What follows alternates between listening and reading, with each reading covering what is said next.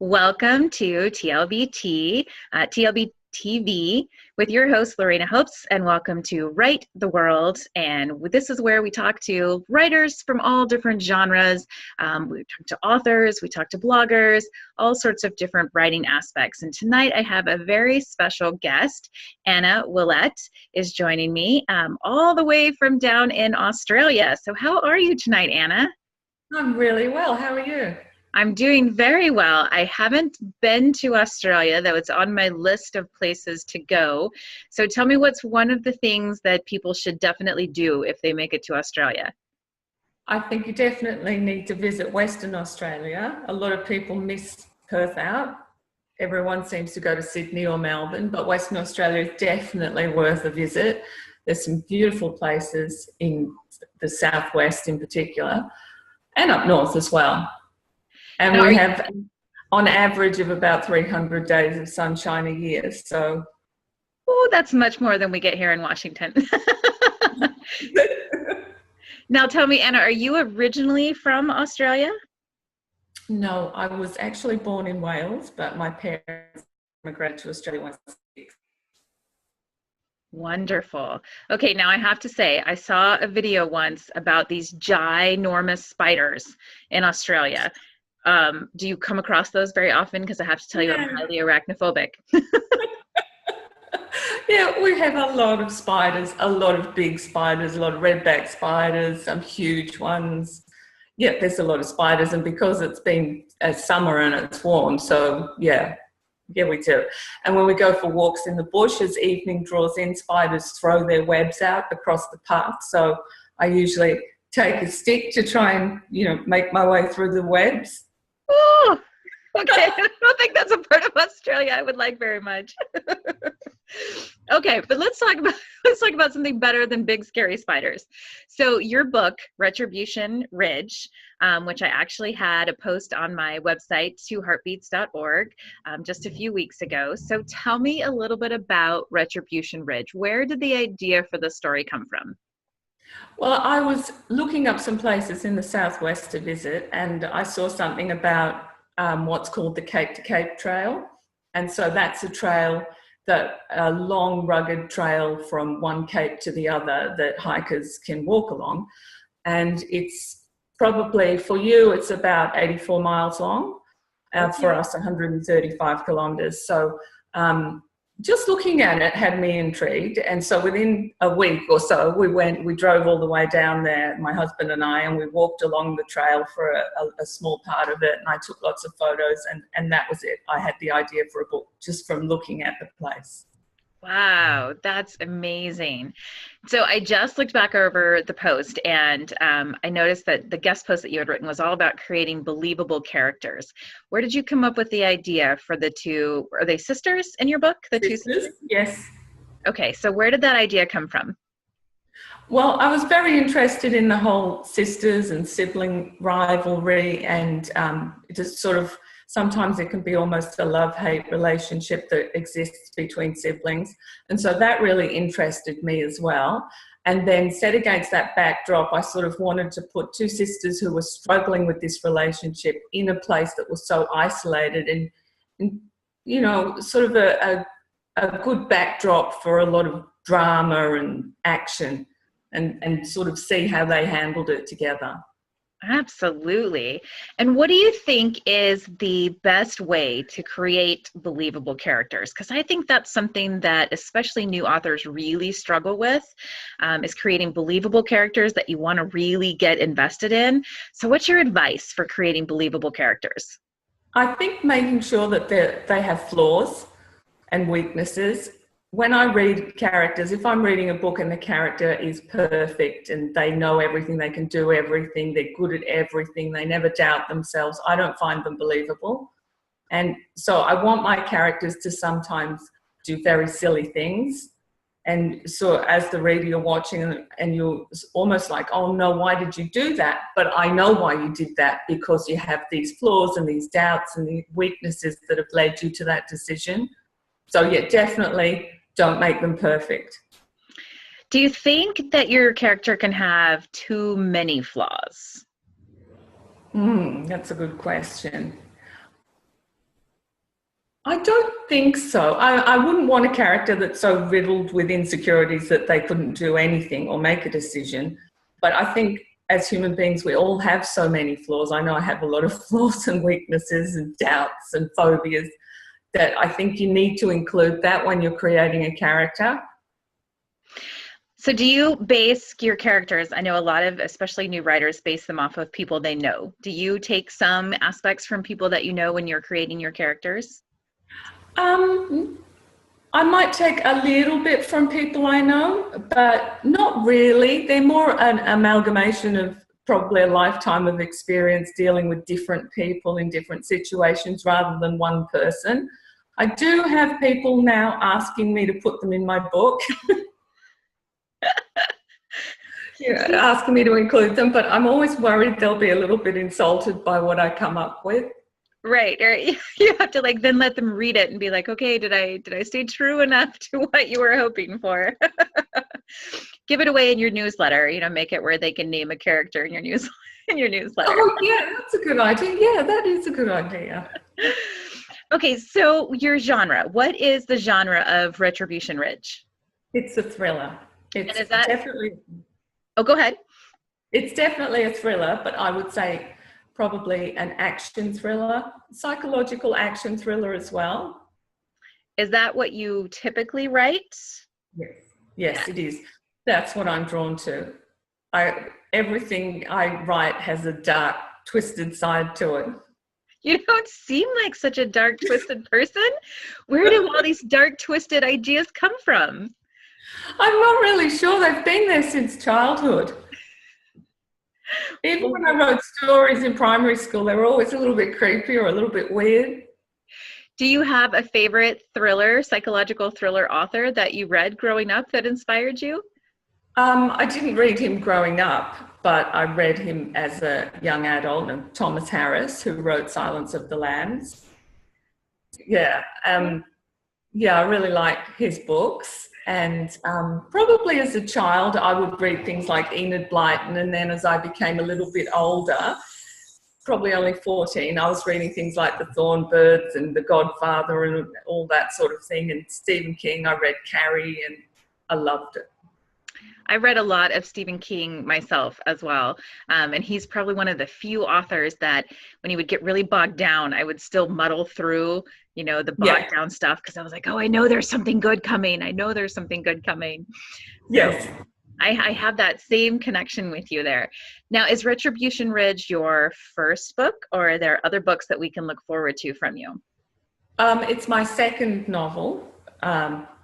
Backwards Ripper is my debut novel, and that's just become available in paperback, which readers can order on Amazon. I've got a copy.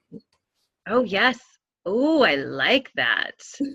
Very nice. What a good cover. And do you have Retribution Ridge there with you as well? No, that's not available in paperback yet. That's Retribution Ridge is still ebook only, but it's coming out in paperback soon. Wonderful. What do you think then would be the hardest genre for you to write, since you're such a thriller, psychological thriller? What would be the hardest thing if someone sat you down and said, you have to write this way? Romance. Yeah, and I don't want to offend any romance readers because I know there are a lot of them and it's a beautiful genre, but I don't think I could do it. I think I can include romantic elements in my book, but I couldn't write a romance. I'd end up having to kill someone really quickly. It's a slasher romance. Yeah. I think it's hard. A lot of people say, oh, romance is the easiest thing to write. But I write Christian romance, and I have found that it's sort of a struggle because you have to really balance this between, getting to know your characters and adding the romantic elements that people want, but still having enough interest and trying to make it different. And there are so many of those types of books out that it's hard to find your originality and your niche in it. So I think I agree with you that it's not really as easy as people seem to think it's easy. No, I think it'd be very difficult. And to write a good romance, like for me, a good romance is Gone with the Wind. Yeah. People die, right? Yeah, there's a war. And it's a war. Okay. Absolutely. Do you have a favorite spot that you love to write in? I like writing, I often write in my bedroom, and I know it's really bad for your back, but I like to write in my bedroom with my laptop on my lap and my dog's in the room with me. We have a And lot in common. That's how oh, I really? write as well. Is that what you do too? Mine is mainly because I have three very small children. And so by the time they go to sleep, it's usually 9 o'clock my time. And so I whip out my laptop and I type, as much as I can, and then I pass out. And so, yeah, it typically is in my bedroom on my laptop, on my lap, which I know is not good either, but you write where you can. Yeah. Yeah. And I feel like if I change spots now, I might not have the inspiration. Right? It's so true. One of these days, though, I would love to go to some like tropical location and see if I'm more inspired by, I don't know, Hawaii or palm trees somewhere, because sometimes the inside of my bedroom is not super inspiring. Maybe it's good. Take away all the distractions, possibly. Yes, definitely. So when you're not writing, because I don't think this is your full-time job, am I correct on that? Almost. I'm transitioning to almost full-time writing at the moment. Wow. So what do you do currently? What has been your past before writing? Teaching. No way. What do you teach? Because I'm a teacher as well. Oh my goodness, you're not going to believe it. I was teaching kindergarten. No, I don't believe that one. It's not something I normally tell people, and it's not something I've revealed to the parents, just because of the sort of things I write. Although Right. It's not connected to me as a person, sometimes I worry they'll be concerned about leaving their children with me. Oh God, I can't believe I said that. But just because some of the things I write are very dark, and I don't want them to confuse that with who I am when I'm teaching, which is completely separate. Yeah, I was about to say, I think it's two separate, personalities. And I give you props. I don't teach the little guys. They made me do that one year, and I thought, oh my gosh, I don't know how people do this. I teach high schoolers, and Okay. I have the same issue where what I teach and who I am are sometimes two very different things, and it's hard to get the kids to wrap their heads around it, but then sometimes their parents too. So I can imagine teaching kindergarten, it's even harder with those small ones, because you have to be very different with and very probably closed off with that part of your life that's very different from kindergarten. That's it. Yeah, sometimes I feel like in kindy you're sort of on, and you have to be, it's like the Wiggles have come to town every morning, and that's nothing to do with what I write. I felt it was exhausting when I had to teach. I taught a second grade class in my practicum, and I only had them one day a week for like 2 hours. And it was always the day that I was so exhausted. When I got home, I was like, I don't know how people do this. I don't think I could be on 5 days a week with little guys. No, it is. It's exhausting. And I say to parents, when you have a party and you have because I'll usually have 30, and you have 30 of them at your house, that's my job all the time. Okay, so I have to ask, and this goes a little off of your book, but I'm just curious, with us sharing the education, do you guys in Australia have the same sort of standardized testing, Common Core that we're dealing with here, or do you guys have something completely different? I'd say we're completely different here. We have a new curriculum. It hasn't been out very long, that's sort of trying to keep all the states in line with each other. Before, all the states were sort of on a different level doing different things. And we had the curriculum framework, which you probably know about in America, with the outcome-based education. And that was a big thing for about 10 years. And then that went out. You're probably the same in education. There's always a new wave of something that's the new way of teaching. Oh yeah, I think every 5 to 7 years, something new comes along, and they're like, "Hey, let's try this." And And then the problem we face here is they just throw it at every grade instead of growing it up. And so, especially with Common Core, a lot of our older kids are really struggling with it because they didn't learn Common Core when they were growing up, and their parents don't know it, so they can't help them. And Oh. as teachers, even, we didn't get trained before they threw us into Common Core. And so I'm like, I don't understand why they don't start small and then work their way upwards. But I guess that's just education for you. Exactly. It's nice to know it's not just us then. It's a worldwide problem. Yeah. I mean, not that there's anything wrong with the teaching system in Australia. It's great. No, not the teaching system, just the way that there's just all these flux, and they don't always, I don't know, it feels like they don't always think things through when they put it on, and it's not always the best for the kids. But I've heard that the teaching is actually really great in Australia. You guys have a really good system and pretty high scores, which is really nice as well. Yeah, no, I think we do have a good system. I'm speaking for my school. We have really nice children. It's always nice to have good children.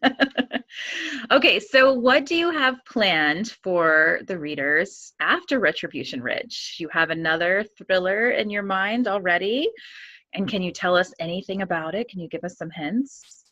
I'm writing another thriller at the moment. I'm getting close to the halfway mark, and it's about a husband and wife and the husband's brother, and they go away for a long weekend at a very isolated holiday house that's very large and luxurious. But it turns out that there are a lot of things hidden. There are a lot of secrets in that house, and there are also a lot of secrets between the group as well. And so nothing is as it seems. And I'm hoping to have it out probably in the second half of this year. Wonderful. So how long does it usually take you to write your books? Probably about 4 or 5 months. Okay. So I would say that's, probably around the average. I've heard there are some people who can whip them out in a month, and I think, oh my gosh, I don't know what they do on the rest of the time, because I can't whip a novel out in a month. But yeah, I think 4 to 5 months is pretty average. And then does it usually take, another couple to 6 months, I guess, before the process goes through? Probably a little bit quicker than that. Once I get it to the publisher, he's usually a month or so, and then he'll get back to me with the changes, and then I make them pretty quickly, and it all kind of happens within a month or two once I get it to the publisher. Awesome. You must have a wonderful publisher. I've heard some stories of poor authors waiting a year before their book comes out after they send it in. And I think, oh my goodness, by that time I've probably written 2 or 3 more, and I would like to get them going as well. And I've heard that some people have them back 5 times with changes to make, and yeah. Yeah, you've really lucked out. That's amazing. So what advice would you give to someone who wants to get involved in writing? They've never written before, they're kind of dabbling with the idea.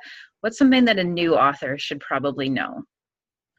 I think when I first started, I was very tied up on getting it right and worrying about the grammar and the punctuation and the formatting and getting everything right. And I don't think you need to be hung up on that. I think it's probably a good idea to just write and worry about those things later and get the story down on paper. You can always go back and fix everything later. And then my other piece of advice would be, do not send that book out to anyone. Right. Unless it's to an editor who's going to do some major fixing of your grammar first. Yes. Or put it away and then write another one. And then that one, send that out to people once it's been edited. But that first one, get it out of your system. That's what I had to do.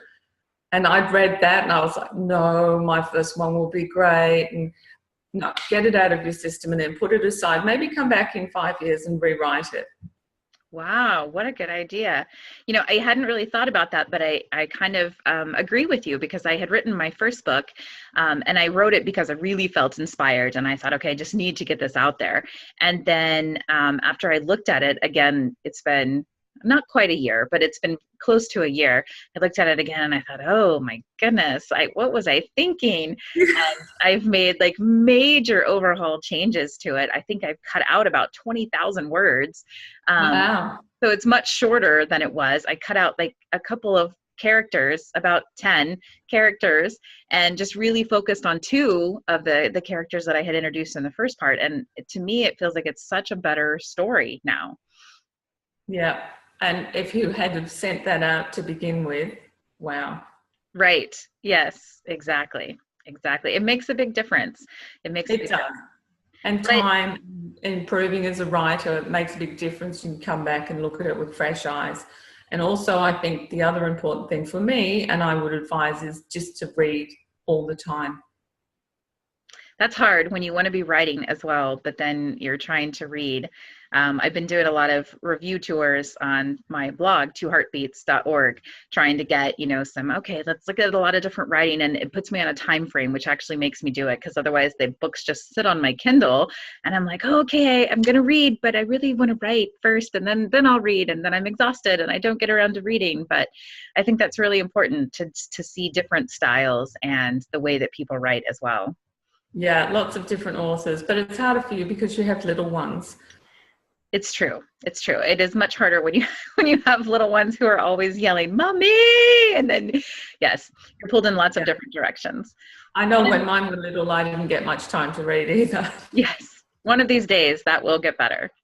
Yeah, but even as they get older, they just burst in all the time anyway, but it's just with different problems. Isn't that the truth? All right. Well, Anna, tell us where your book is available so that all of our watchers can go and check it out.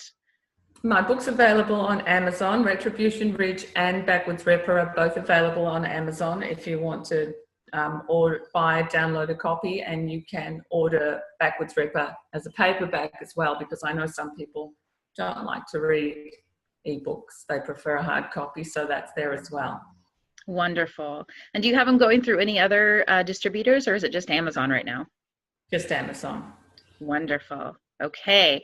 So you guys can also go to my blog at twoheartbeats.org, because I still have Retribution Ridge up there, and it's got links, but we'll also be including links in the bottom of this video so that you guys can go and check out wonderful writing. There's an excerpt on my blog from Anna's book, Retribution Ridge. So you can go and check out an excerpt. I haven't had a chance to review it yet, but I will put it on my list of must-reads so that I can check out this thriller. And if it's anything like Stephen King, it's bound to be good. I'm giving you high props, Anna. Thank you. You're welcome. And thank you so much for joining us from halfway across the world. I know we had a problem with the time difference, but I'm glad that it worked out, and we got to hear a little bit about you and about Australia, and not so much about the giant spiders, but that's fantastic. We all have those little things in our areas that we have to deal with. I grew up in Texas, and we had scorpions, which weren't fun either. So, and tarantulas, big tarantulas. Wow. Occasionally, not very often. I'm terrified of bears. I can't imagine living in a country where there are bears. Yeah, I'm not a big fan of bears either. No, but they don't really come up to our house, so I'm okay with that. God. If you live out in the woods, though, I think sometimes they just do. They just come up to your house. We have deer who just wander into yards here, and I'm like, oh, deer, that's kind of nice, but bears, not so much. Oh, I'm more afraid of bears than sharks. Really? Well, maybe because there's more bears around, then, I don't know, maybe, I guess in the grand scheme of things, there might be just as many bears as sharks, but I think we think about them more often because we're on land more than we're in the water. Yeah. Yeah, that's true. Probably. Well, at least here. You probably are surrounded by a little bit more water than we are, being an island. We don't have as much here, but we do have the Pacific coast, but it's not really generally warm enough to swim in, so we don't have to worry too much about sharks there. Cold water. Oh, okay. No, I have the beach at the far end of my street. Oh, well, see, we just all need to go to Australia. Forget the giant spiders. We'll just go visit Anna, and we'll get inspired in her bedroom. And we'll just whip out our next book. So thank you so much for joining, Anna, and I appreciate all of your wonderful insights and your book. I can't wait to read what happens with the next book. I'm sure that I'll get invested in your characters, although I have to kind of restrain myself. When people die, I get really invested in characters, and then I'm like, no, So I'll have to like put my mental block up as I'm reading so that I don't get too invested in characters that might not make it till the end. Yeah. Oh, well, thank you very much for having me. I've really enjoyed it. Absolutely, Anna. And thank you all for joining us at TLBTV. And make sure that you join us next time for Write the World. I'm your host, Lorana Hopes.